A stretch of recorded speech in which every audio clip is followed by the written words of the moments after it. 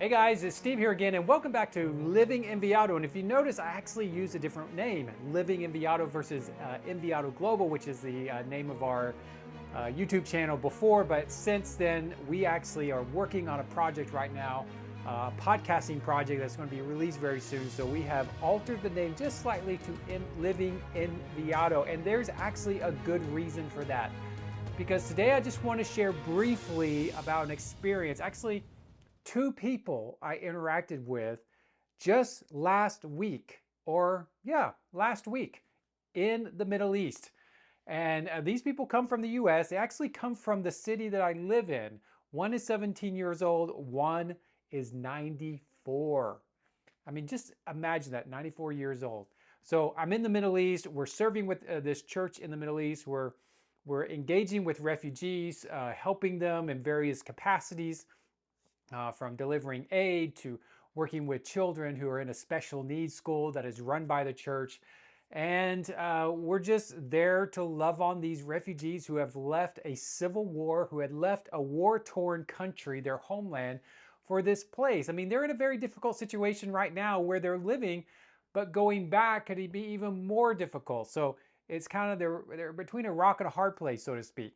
But in the work we are doing, these two people, 17 years old and 94, decided to leave this town in the US and go serve there. Now, I knew the 17-year-old, okay? I've known her for some time. I know her parents, I'm friends with her dad. Her dad has traveled with me before. And she got to go with us this time, along with her dad. But I'd never met the 94-year-old. In fact, she is, we're actually all three from different churches, but the 94-year-old came from a church in our city, and I didn't even know they were going to have a group there the same week we were there, because while I knew two people, or let's say I've met two people on that team with this other church, I didn't know the other 5 people that had been there, including this 94-year-old lady. So why am I even bringing this up? Okay, it's pretty simple.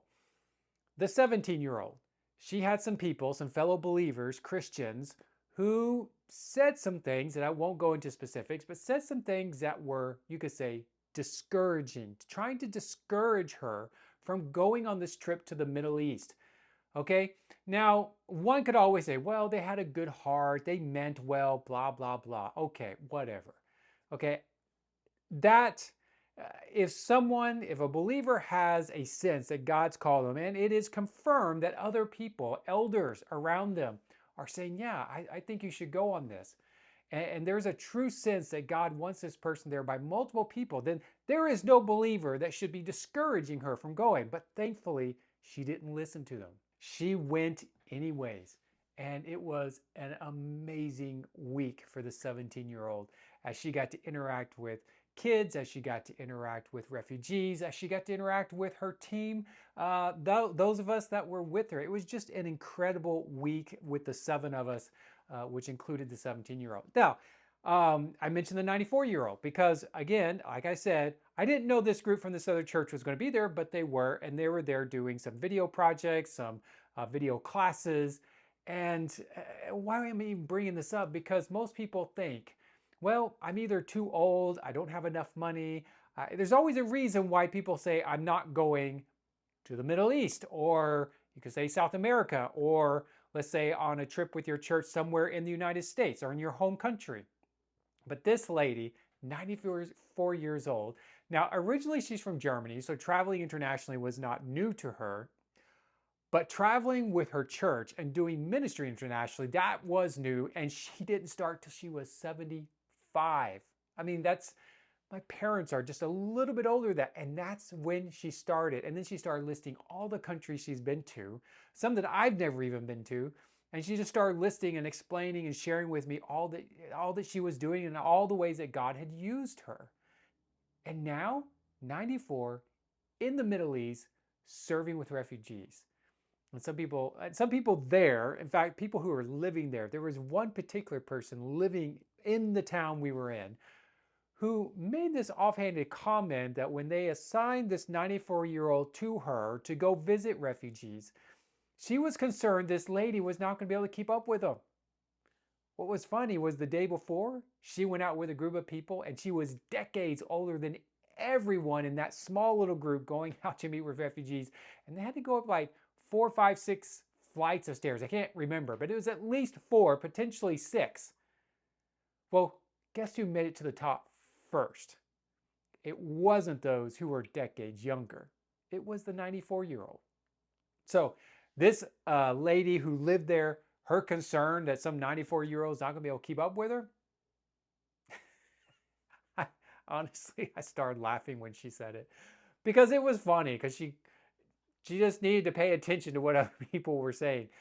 In the end, this lady, now granted, 94, I hope, if I live that long, I hope I have the stamina, I hope I have the health, the physical abilities that this lady has, because that is where I want to be at 94 years old if I make it that long, because I want to be able to continue traveling like she does. And she knows. I mean, at one point she came out with a cane. Now, she wasn't walking with a cane 99% of the time that I saw her. But then one day I actually saw her with a cane. I was a little bit shocked. I was like, what was that for? You don't need that. But, you know, she recognizes that she is 94 and she's, you know, taking her time to do things. But at the same time, she's not letting her age get in the way. And neither is the 17-year-old. Because you're never too young and you're never too old to be sent, to be used, to live a sent life, to live enviado. You're not. Okay, I get that there are conditions, like mostly health conditions, that would prevent someone from going so far away. But apart from those situations, and I've actually met people who had health conditions that still went, but I get it. There are health conditions that I would argue would prevent someone from going. But you are never too young, you're never too old, and you're never too rich or poor. Now, of course, I threw in the rich, but let's just emphasize on the poor. You're never too poor for God to use you. He just wants to. That's why in the New Testament, it talks about, as Jesus says, the Father sent me, I'm sending you. So he sent his disciples, irregardless of where they came from, who they are, what they look like, how much money was in their bag, or anything like that. He sent them out just in the same way the Father sent him, Jesus, out into this world. And so unless you have a physical something that prevents you from going, serving, or being around people, then just be open-minded to living sent as a believer, if you are a believer, because that's what Jesus has called you to do. Live sent, live enviado. I'll see you next time.